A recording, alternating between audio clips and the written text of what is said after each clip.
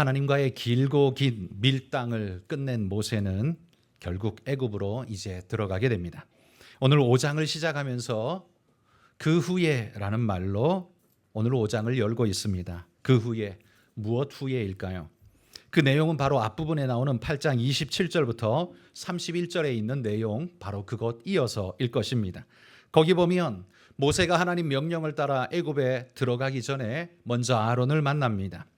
아론을 만나서 하나님이 자신에게 명하신 그 말씀을 먼저 전하고, 아론은 그 아론의 주선으로 이스라엘의 모든 장로들을 만날 수 있도록 주선하여서 그 장로들에게 하나님 뜻을 전합니다. 뿐만 아니라 그 자리에서 이적을 행하여 하나님의 명령이 사실이라는 것을 입증해 줍니다. 그러자 이스라엘의 장로들도 하나님께서 이 모세를 보내어 우리를 구원하시려는구나 라는 사실을 인정하고 여호와 앞에 머리 숙여 경배했다, 이렇게 성경이 표현합니다. 이 경배와 함께 하나님이 모세를 보냈다는 걸 인정함으로써 모세의 대표성이 인정받게 되는 거죠. 그러니까 오늘 5장은 그 후에라는 말은 모세가 이스라엘을 만나서 그들의 대표성을 획득한 후에 이스라엘의 대표로서 시작되어지는 이야기입니다. 여러분, 이 사건이 사실 그렇게도 두려웠던 이 모세가 장로들에게 대표성을 인정받았다라는 사실 자체가 모세에게는 얼마나 큰 감격이었을까요? 40년 전만 해도 이스라엘 백성 하나를 구하기 위해서 자기로서는 최선을 다해서 노력을 했는데 그 백성 이스라엘이 그를 밀어내면서 이렇게 말했습니다. 누가 너를, 우리를 다스리는 자와 재판관으로 삼았느냐? 그러면서 모세를 이스라엘로 받아주는 것을 거절하고 거부했었습니다. 뿐만 아니라 그 살인 때문에 이 모세는 도망쳐 나와서 왕자의 직분 다 버리고 광야에서 40년을 죽어 지내야 하는 상태가 될 수밖에 없었죠. 그 40년이 모세로서는 얼마나 힘들고 어려운 시간이었을까요? 그러나 그 40년을 보내고 난 다음 이제서야 이스라엘 장로들이 그를 받아주었다는 사실이 아마 모세에게는 큰 감격이었을 것 같습니다. 모세는 그렇게 하나님 명령받아 이제 바로 앞에 찾아 들어가서 이렇게 선포합니다. 바로 앞에서 이렇게 말하죠. 내 백성을 보내라 라고 엄히 선포합니다. 이 말은 사실 굉장히 무거운 말이죠. 바로에게는 굉장히 도발적인 말이었습니다. 한마디로 말해서 내 백성 내놔 라고 말하는 그 말씀이니까요. 모세는 하나님의 말씀 속에 이스라엘이 하나님의 백성이기 때문에 당신은 그들을 놓아 주어야 한다라고 지금 그렇게 선언하고 있는 겁니다. 모세의 말을 다시 풀어서 이야기하자면 이렇게 말할 수 있을 겁니다. 당신이 억압하고 있는 이 백성은 당신의 백성이 아니라 하나님의 백성입니다. 우리는 여기에서 종이 될 만한 일을 한 적이 없고 자유민이었으나 당신이 불법적으로 이 백성을 억압하고 지배하고 있습니다. 그러니 이 백성을 놓아주십시오. 지금 이렇게 이야기하고 있다는 거죠. 그러니까 지금 1절에 모세가 선포하는 내용, 그걸 정리해보면 딱 두 가지 이야기일 겁니다. 첫 번째, 이스라엘은 여호와의 백성이다 라는 것이고, 두 번째, 당신은 불법적으로 그들을 억압하고 있다, 죄를 지적하는 내용이라는 거죠. 여러분, 바로가 이 이야기를 들었을 때 마음이 어땠을까요? 기분 좋을 리 없을 겁니다. 이스라엘이 그 땅에 400년을 지냈기 때문에 사실 이 바로 왕도 태어날 때부터 이스라엘은 그들의 종이었을 겁니다. 그러니까 날 때부터 종이었던, 한마디로 말해 조선시대로 치자면 시종과 같은 주제에 지금 감히 주인에게, 왕에게 무슨 감히 그런 말을 하느냐, 이렇게 아마 불편한 심기를 그대로 드러낼 수밖에 없었을 겁니다. 그래서 바로는 이 모세에게 두 가지로 응대를 합니다. 첫 번째 응수는 2절에 보십시오. 2절에 여호와가 누구이기에 내가 그의 목소리를 듣고 이스라엘을 보내겠느냐, 이렇게 말합니다. 한마디로 말해 여호와가 누군데, 이 말이죠. 여러분, 바로가 이스라엘의 하나님을 몰랐을까요? 이스라엘이 믿는 하나님, 이스라엘에게는 믿는 신이 있다라는 사실을 몰랐겠습니까? 모를 리가 없습니다. 왜냐하면 그 당시의 고대 사회는 모든 사람이 신을 믿고 그 시대 사회는 신의 사회라고 그들은 인정하기 때문에 각 민족마다 각 족속마다 믿는 신이 다 따로 있었습니다. 그러니 이스라엘에게도 비록 종이지만 그들이 믿는 신이 있다는 걸 바로는 모를 리가 없다는 말이죠. 그런데 왜 알면서도 이렇게 모른 척하고 있을까요? 이렇게 말하는 저희가 뭐겠습니까? 그건 몰라서 모른다가 아니라 여호와가 나와 무슨 상관이냐라는 거절의 의미를 지금 이렇게 강하게 표현하고 있는 거죠. 감히 나한테 이래라 저래라 할 권한이 그에게는 없다라는 걸 못 박는 겁니다. 내가 그와 무관하니 내가 그의 말을 들을 이유도 없다라는 거죠. 첫 번째 바로의 응수는 거절이었습니다. 두 번째 바로의 응답은 이스라엘을 혹독하게 다룸으로써 딴소리 못하게 만들어버리는 전략이었습니다. 7절에 보시면 강제 노역으로 벽돌을 찍어내던 이스라엘에게 이제는 더 이상 짚을 주지 말라 이렇게 말합니다. 그러니까 지금까지 이스라엘은 작업장에 들어가면 애굽이 바로가 그 백성들에게 짚을 잔뜩 옆에 쌓아 주어서 거기에서 진릭을 이겨서 벽돌을 만들기만 하면 되었습니다. 벽돌을 잘 만들어서 불에 굽든지 아니면 그런 식으로 벽돌을 찍어 내었을 겁니다. 짚을 주었으니까 그 자리에서 그냥 작업을 하기만 하면 됐어요. 그런데 이제는 짚을 주지 말라고 합니다. 짚이 들어가지 않으면 이 진흙은 그냥 햇빛 받으면 그냥 깨지게 마련이죠. 그 결속을 더하고 강도를 더하기 위해서는 그 안에 마치 골조처럼 들어갈 짚이 무엇인가가 필요했습니다. 안 넣을 수 없는 거죠. 그러니까 짚을 제공하지 않는 대신 숫자는 그대로 똑같이 하라. 그럼 어떻게 해야 됩니까? 예를 들어 그 작업장에 들어가는 인부가 이스라엘인이 100명이었다면 예전에는 100명이 전부 다 벽돌을 찍어냈는데 이제는 어떻게 해요?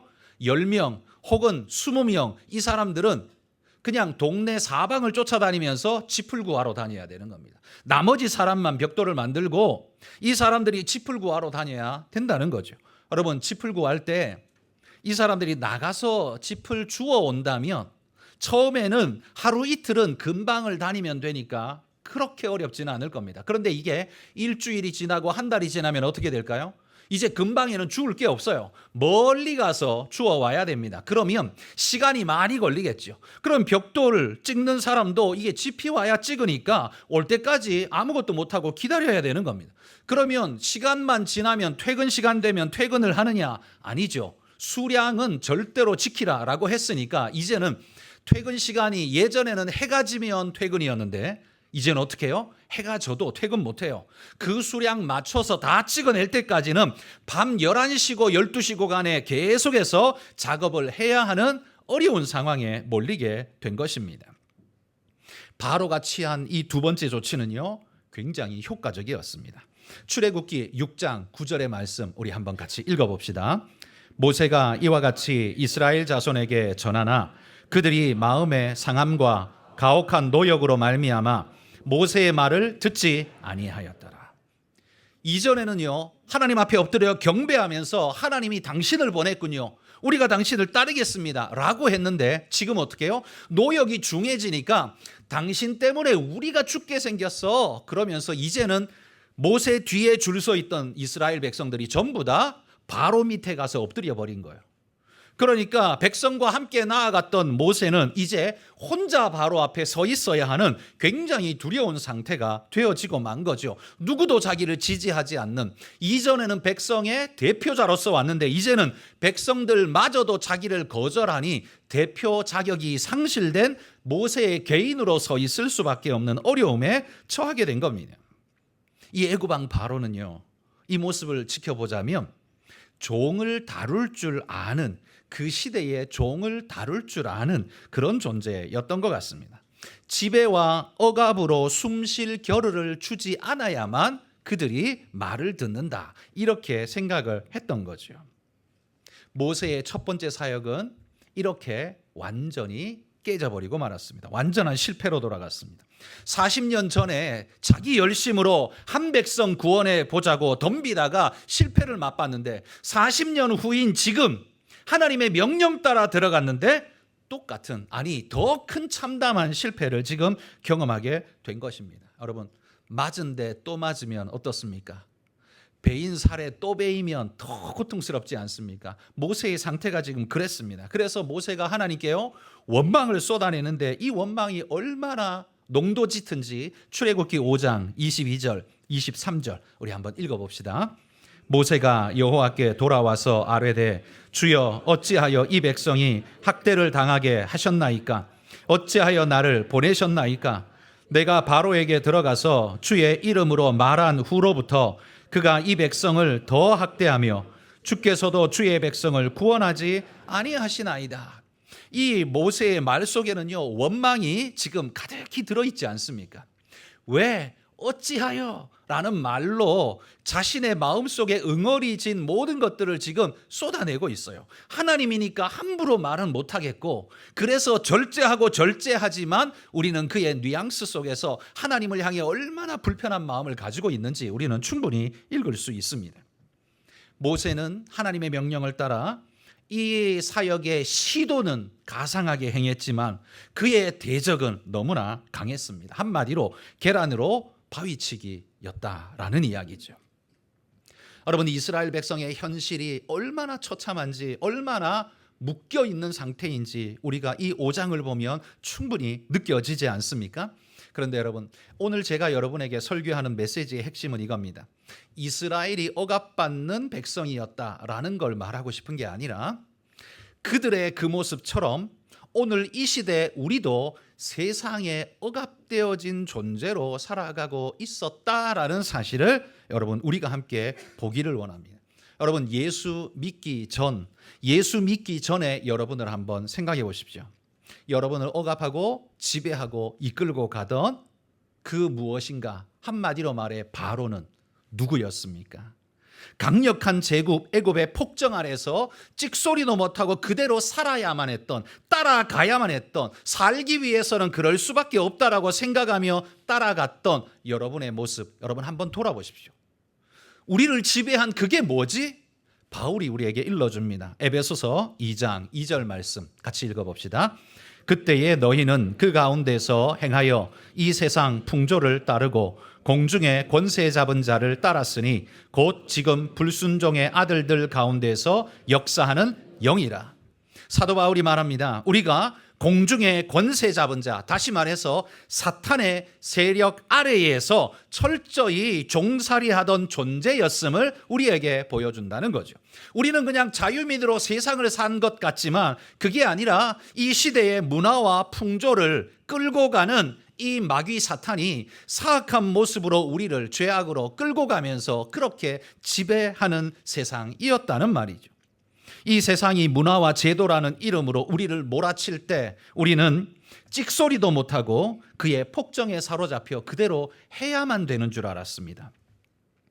물질 지상주의를 우리가 살아가야만 하는 애굽으로 그냥 토대로 자연스럽게 받아들이고 그 속에서 살아가려면 어쩔 수 없다, 그냥 그렇게 살아야 된다라고 말하면서 우리는 아무 생각 없이 그대로 끌려 살지 않았습니까?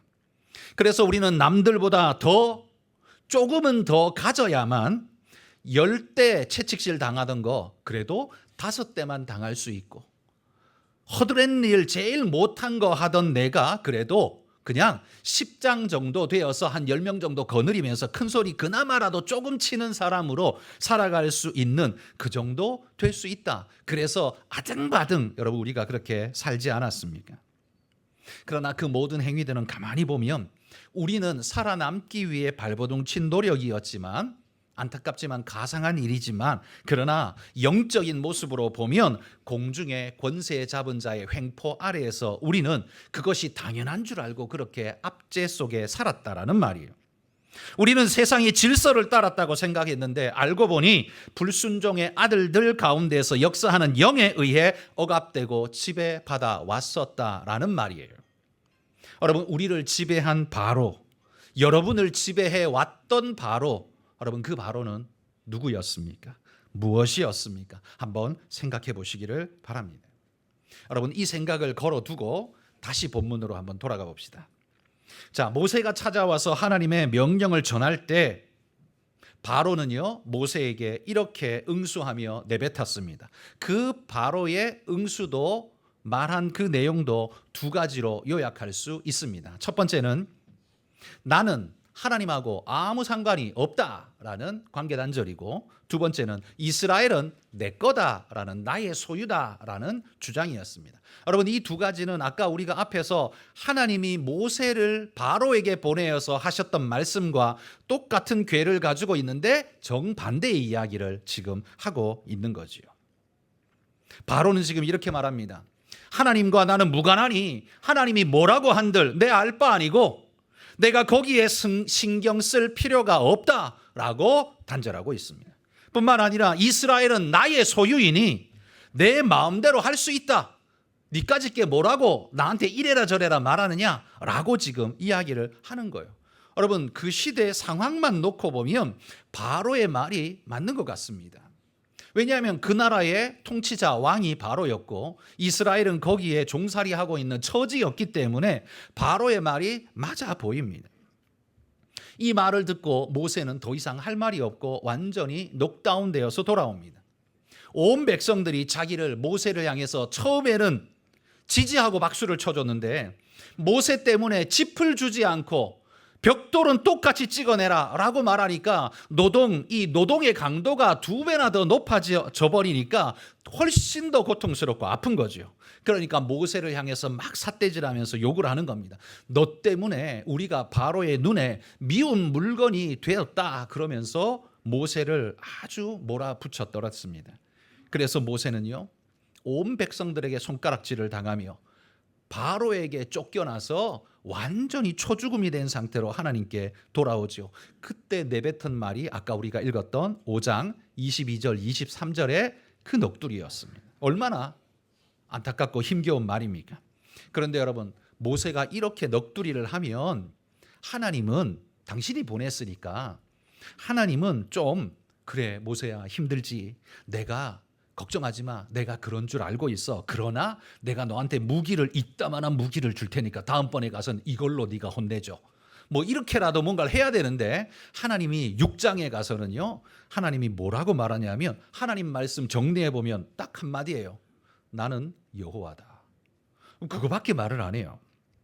모세의 현실적 고통 앞에 하나님은 너무나 무관심하신 듯 나는 여호와다 이 소리만 반복하고 있는 거예요. 2절에서 6절에서 8절에서 나는 여호와로라 이 말만 계속해서 3번이나 반복하고 있습니다. 아니 뭐 그게 어쨌다는 말이에요. 하나님이 여호와면 그 뭐 어쩌란 말입니까? 여러분, 바로 이 문제가 우리의 현실과 신앙 사이에서 느끼는 괴리를 오늘 우리에게 보여줍니다. 하나님은 내 삶의 문제에 자꾸만 동문서답을 하고 계신 것 같습니다. 나는 아파 죽겠는데 하나님은 뭔가 약을 주거나 위로하거나 하지 않고 나는 여호와다라는 말만 내뱉고 있어요. 뭐 그래서 어쩌라는 말이에요. 여러분, 오늘 이 말씀을 보면서 여러분 머릿속에 바로가 이집트의 단순한 왕, 단순한 그 사람으로 생각하지 말고 여러분, 우리가 살아가는 이 세상을 지배하고 있는 권세, 권력, 힘, 그걸 바로라고 한번 생각해 보십시오. 그리고 우리가 발을 딛고 살아갈 수밖에 없는 현실의 공간, 이곳, 여기를 애굽 땅이라고 한번 생각해 보십시오. 이 땅 애굽의 바로가 오늘도 우리에게 강압적으로 횡포를 부리며 우리를 자기 뜻대로 몰아갈 때 우리는 이 땅에서 뭘 할 수 있었습니까? 그냥 더 얻어맞지 않기 위해서 따르는 것밖에는 더 이상 할 수 있는 게 없지 않습니까? 그래서 우리는 그들이 시키는 대로 그냥 종인 줄 알고 그냥 그렇게 지냈고 시키는 대로 했었습니다.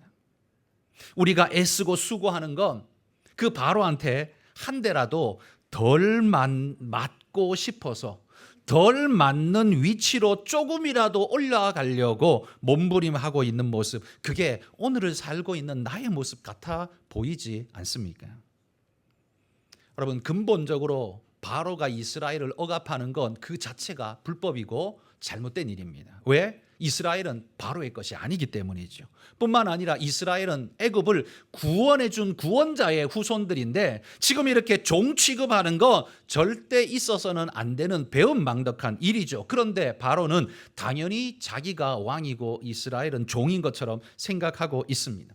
그리고 이스라엘도 자신들은 원래부터 종이었던 것처럼 이 노예 근성에 빠져서 여기에 허덕거리고 있는 모습을 봅니다. 그 이상 이걸 벗어나려고는 생각지 않고 그저 바로가 명한 오늘 내가 벽돌 100개 찍어내야 되는데 100개 다 만들었나? 이것만 생각하고 살아가고 있는 오늘 이스라엘의 모습. 여러분, 이게 오늘 나의 모습 같지 않은가 우리가 돌아보자는 말입니다. 자, 바로가 하나님 앞에 큰 소리 치면서 외쳤던 말에는 두 가지 의미가 있다고 했습니다. 하나는 하나님이 내게 무슨 상관이야 라는 것이고, 두 번째는 이스라엘은 내 거다라는 말입니다. 이 두 가지 외침은 오늘도 세상이 우리에게 명하고 있는, 외치고 있는 외침입니다. 하나님이 나한테 무슨 상관이야? 하나님은 교회 가서나 이야기해. 직장에서는 그딴 소리 하지 마. 밖에서는 그런 소리 하지 마. 교회 안에서나 하나님 이야기해 라고 세상이 우리에게 윽박지르지 않습니까? 그리고 이스라엘은 내 거다. 네가 아무리 교회 다녀봐야 그래봐야 먹고 살아야 하는 이 땅의 백성 아니냐? 직장 없이 네 살 수 있어? 너는 어차피 여기 메인 존재야. 여러분, 세상이 그렇게 말하지 않습니까? 들어보면 그 말이 다 맞는 말처럼 느껴지지 않나요? 그래서 우리는 아예 초장부터 포기하고 주저앉아서 그냥 그들이 시키는 대로 따라가고 있지 않습니까? 그러나 여러분, 이 바로의 말을 한번 뜯어봅시다. 그가 말한 하나님이 나하고 무슨 상관이야? 이스라엘은 내 거다라고 말한 이 두 가지, 이거 사실일까요? 우리는 너무나 자연스럽게 세상의 소리를 그냥 인정해버리고 거기에 맞춰서 살아가려고 머리를 숙이는데, 하나님은 지금 전혀 다른 반응을 보이고 있다는 말이에요. 자, 세상의 외침 따져봅시다. 첫 번째, 하나님이 나와 무슨 상관이냐? 이게 사실인가? 여러분, 바로 왕 자신이 하나님과 아무 상관없다라고 외치고 있지만 이건 완벽한 거짓말입니다. 상관없을 수가 없습니다. 이건 몰라서 지금 모른다고 말하는 게 아니라 외면하고 회피하고 있는 거예요. 자, 그러면 바로는 진짜 하나님과 상관이 없을까? 없을 수 없습니다. 두 가지 제가 근거를 이렇게 말씀드립니다. 첫 번째, 바로가 살아가는 세상이 어디입니까? 하나님이 만드신 세상 그 속을 살아가지 않습니까? 그것만으로도 바로는 하나님과 무관할 수가 없습니다. 그가 밟는 땅, 그가 먹는 음식, 그가 숨쉬는 공기, 그가 누리는 모든 것은 다 하나님이 그에게 선물로 준, 그러니까 하나님 것을 빌려 쓰고 있는 그들이란 바로라는 말이에요. 만약 그가 진짜 하나님과 관계 없으려면 하나님이 만드신 땅에서 나가야 합니다. 하나님이 만드신 음식 먹지 말고 자기가 만들어서 자기가 만들어 먹어야 됩니다. 하나님이 주신 공기 숨 쉬지 말고 자기가 따로 어떻게든 따로 살아야 됩니다. 그래야 하나님과 무관하지요. 하나님이 주신 것 고스란히 그것 때문에 존재하는 주제에 하나님과 무관하다는 말이 이게 가당키나 한 소리입니까? 두 번째, 그가 무관할 수 없는 두 번째 이유는 그의 시작과 그의 끝이 하나님과 연결되어 있기 때문에 무관할 수가 없습니다. 그가 인생으로 태어날 수 있었던 것도 하나님이 그에게 생명을 주셔서 이 땅에 보냈기 때문에 그가 이 땅에 태어난 것 아닙니까? 그렇죠? 하나님이 그에게 생명을 주시지 않았다면 그는 이 땅에 태어날 수 없는 존재입니다. 그러니까 시작부터 하나님의 근거해 있는 존재라는 말이에요. 그리고 그가 좋든 싫든 죽으면 하나님의 심판석 앞에 가게 될 겁니다. 하나님의 심판 앞에 떨어지게 될 거라는 말이에요. 그러니까 그의 인생 마지막도 하나님께 연결되어 있다는 말입니다. 시작도 끝도 그는 하나님과 무관할 수 없다는 말입니다. 여러분, 우리가 사는 이 세상이 하나님과 무관한 것 같습니까? 결단코 무관할 수 없습니다. 우리가 존재한다는 것 자체가 이미 하나님과의 관계성 속에 시작하고 있는 겁니다. 부인할 수 없는 거예요. 그러나 그럼에도 불구하고 바로는, 그리고 이 세상은 왜 하나님과 무관하다라는 사실을 강조하고 있을까요? 그래야만 자신이 마음대로 할 수 있는 공간이 생기기 때문입니다. 불법한 억압과 지배가 정당화될 수 있는 공간. 애굽이라는 땅 안에서는 바로가 이스라엘을 어떻게 해도 정당화되는 공간이 되어버렸습니다. 그게 애굽이라는 곳이에요. 바로는 그 단절과 거짓말로 하나님을 부인함으로써 자신이 애굽을 이스라엘을 억압하고 지배하는 걸 정당화시키는 공간을 만들어낸 겁니다. 만약에 그가 하나님을 인정하는 순간 어떻게 해요? 이 자체는 다 불법이 되고 불가능해져 버리겠죠. 그러니 하나님과 관계가 없어야만 되는 겁니다. 오늘 이 세상이 인간을 돈으로 지배하고 권력으로 지배하고 자격지심으로 지배하고 경쟁심으로 지배할 때 세상은 하나님과의 무관성을 강조해야 자신이 마음대로 움직일 수 있는 공간이 생겨나기 때문에 우리를 속이고 있는 겁니다. 그리고 그 속이는 것의 대표가 뭐냐? 진화론이죠. 진화론을 주장해야 하나님과 무관하지 않습니까? 만약에 인생을 하나님이 창조하셨다라는 걸 인정하는 순간부터 그때부터 하나님께 매여서 자유로울 수가 없어요. 자기 마음대로 할 수가 없는 겁니다. 하나님과 무관해야 자기가 마음대로 하기 때문에 진화론은 그들의 애굽 땅인 거예요.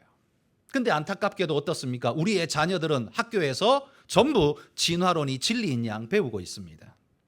교회에서는 진화론이 아니라 창조론이야. 그렇지만 학교 가서 성적을 받으려면 어떻게 해요? 좋든 싫든 진화론이 맞다고 표시를 해야만 성적이 나오는 그 현실 속에 우리가 살아가고 있다는 겁니다. 그들은 왜 그렇게 합니까? 그래야 자신들의 공간이 근거가 마련되기 때문입니다. 그런데 여러분, 그런 세상의 주장을 오직 유일하게 거부하는 사람들, 그들이 누굽니까? 즉 그리스도인입니다. 여러분, 불교도가 진화론 거부한 거 봤습니까? 불교도는 진화론 거부 안 합니다. 할 필요도 없습니다. 오직 성경을 말씀으로 믿는 그리스도인들 외에는요, 그렇지 않습니다. 아무도 거부하지 않습니다. 세상이 우리의 주인이 아니라 하나님이 나의 참 주인이라는 사실을 아는 유일한 사람이 그리스도인이기에 바로 이 세상에 바로가 내가 이스라엘 너의 주인이다 라고 외치는 그것에 대한 거부를 하는 거죠. 당신은 나의 주인이 아닙니다. 하나님이 나의 주인이십니다 라고 외칠 수 있는 유일한 사람, 그게 바로 그리스도인이라는 말이에요. 여러분, 세상이 왜 그리스도인을 싫어할까요? 그리스도인이 세상 사람보다 훨씬 더 죄를 많이 짓기 때문에 나쁜 짓을 많이 해서 그럴까요? 아닙니다. 저는 그리스도인이 비그리스도인보다 죄를 더 많이 짓는다? 절대로 저는 거기 동의하지 않습니다. 교회 다니는 사람 중에 죄 짓는 사람이 있다는 건 저도 인정합니다. 죄 짓는 사람 그들 중에도 교회 다니는 사람이 있다는 건 저는 인정합니다. 그렇지만 안 믿는 사람보다 더 죄를 짓는다?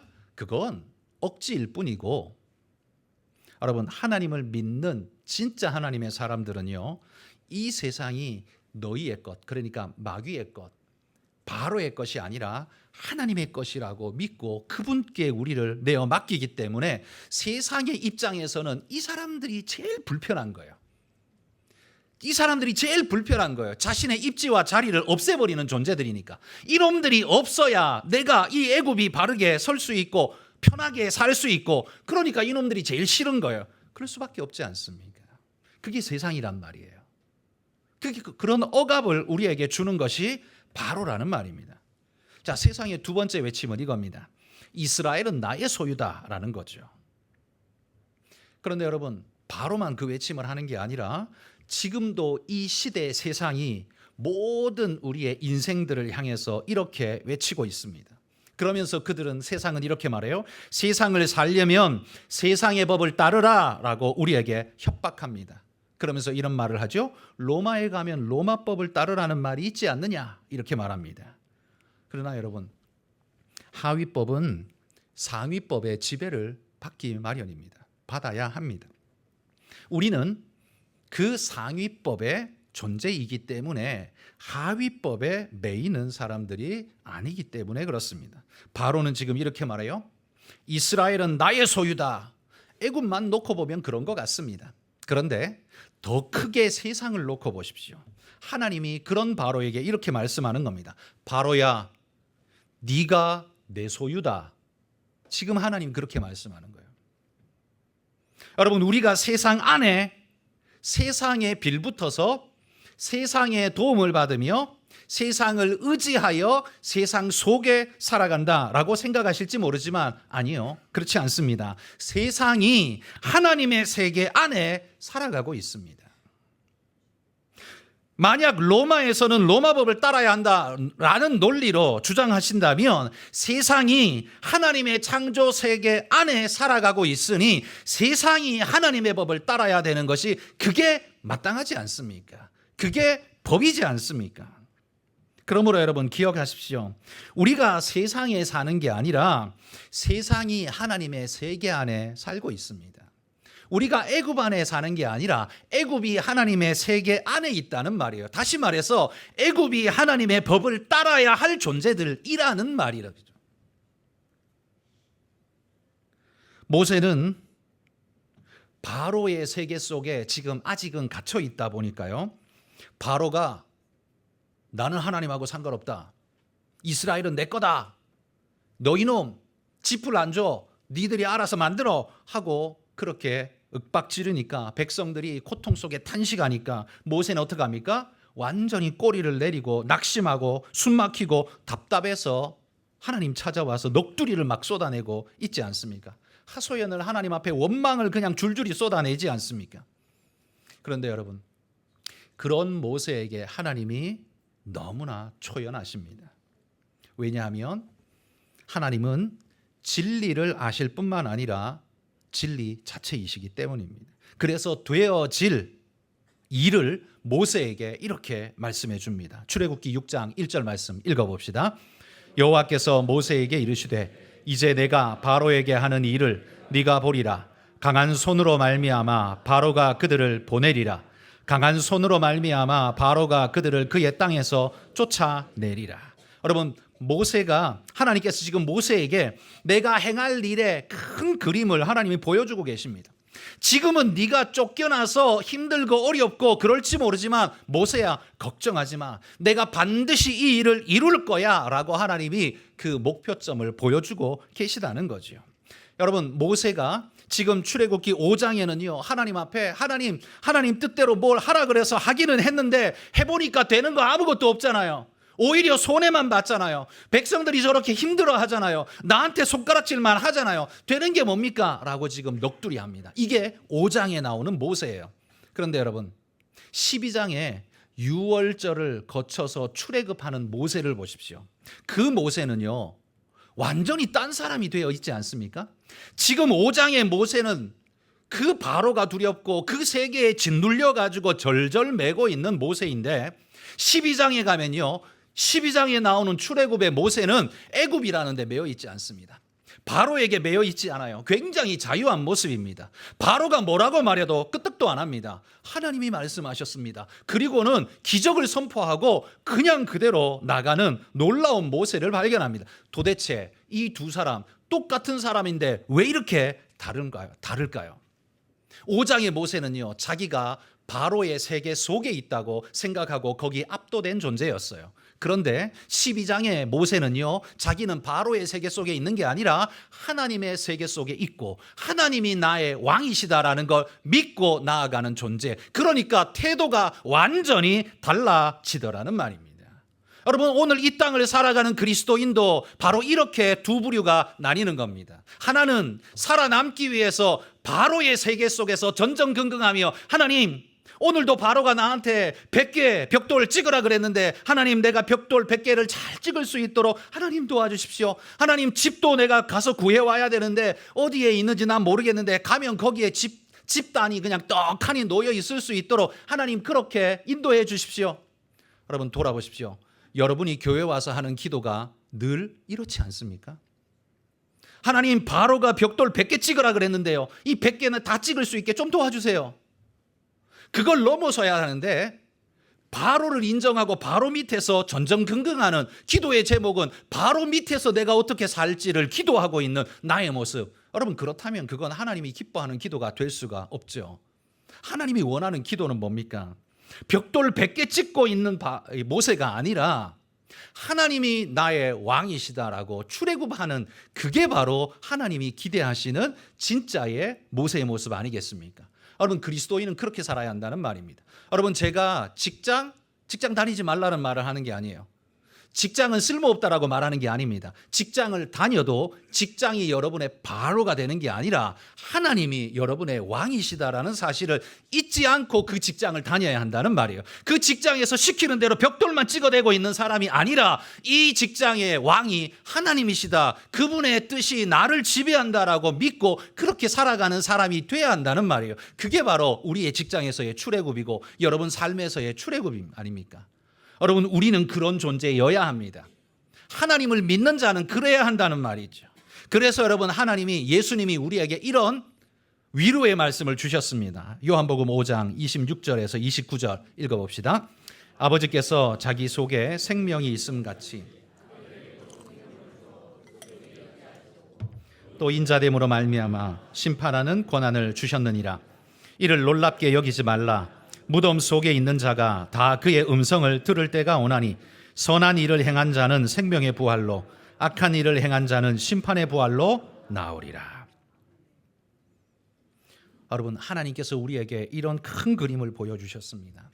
우리는 여기에서 벽돌 찍다가 그러다가 그냥 연수 차면 그냥 죽어가는 존재, 그게 우리 아니란 말이에요. 그게 우리가 아니에요. 하나님 말씀합니다. 마지막에 하나님께서 우리를 다 건져내시되 선한 일을 행한 자는 생명의 부활로 악한 일을 행한 자는 심판의 부활로 하나님께서 그들을 건져내시고 부활의 생명을 우리에게 주실 거라는 소망을 주셨습니다. 그러므로 우리가 살아야 할 곳은 여기가 아니라 여기뿐만 아니라 여기를 넘어서서 어디예요? 하나님의 땅, 하나님의 나라를 살아야 할 존재라는 말이에요. 그래서 이곳도 하나님의 나라처럼 살아야 하고 결국에 가게 될 그 하나님의 나라를 갈망하면서 살아가는 사람, 그게 바로 그리스도인이라는 말입니다. 여러분, 그런 그리스도인이 되어야, 그런 자긍심이 있는 그리스도인이 되어야 바로에게 휘둘리지 않는 존재, 출애굽의 존재가 될 수 있지 않겠습니까? 그래서 그걸 믿는 자에게 하나님이 또 이런 말씀 주십니다. 요한복음 14장 27절 읽어봅시다. 평안을 너희에게 끼치노니 곧 나의 평안을 너희에게 주노라. 내가 너희에게 주는 평은 세상이 주는 것과 같지 아니하니라. 너희는 마음에 근심하지도 말고 두려워하지도 말라. 하나님이 주시는 평안은 오늘 네가 벽돌 100개 찍어야 된다고? 아니야, 50개만 찍어도 돼. 그런 평안이 아닙니다. 그런 평안이 아니에요. 하나님이 아예 종된 그 자리에서 건져내셔서 약속의 땅으로 옮겨 놓으시는, 더 이상 너는 종이 아니라 내 백성, 내 사랑하는 자녀라, 하나님이 건져내시는 은혜의 종, 은혜의 사람, 그게 바로 우리라는 말이에요. 그게 은혜의 영적 평안입니다. 여러분, 내일도 똑같이 출근하실 겁니다. 그러나 그걸 모르고 출애굽기 5장의 모습으로 출근하는 사람은 벽돌 이거 언제 다 찍나 하고 그렇게 살아갈 겁니다. 그러나 내일 하나님의 마음을 가지고 출근하는 사람은 평안히 여러분을 지배하고 하나님과 함께 그 직장에 오히려 선교사의 마음으로 나아가서 기쁨으로 그 일을 하며 하나님의 영광을 드러내는 존재가 되게 될 것입니다. 여러분, 우리는 바로가 억압하는 애굽을 사는 게 아니라 하나님이 지배하시는 세상을 사는 존재여야 합니다. 똑같은 곳을 사는 것 같아도 같은 삶이 아니에요. 차원이 다른 삶을 우리는 살아야 한다는 말입니다. 이게 하나님이 부르신 그리스도인이라는 사실을 여러분 잊지 마시기를 주의 이름으로 축복합니다.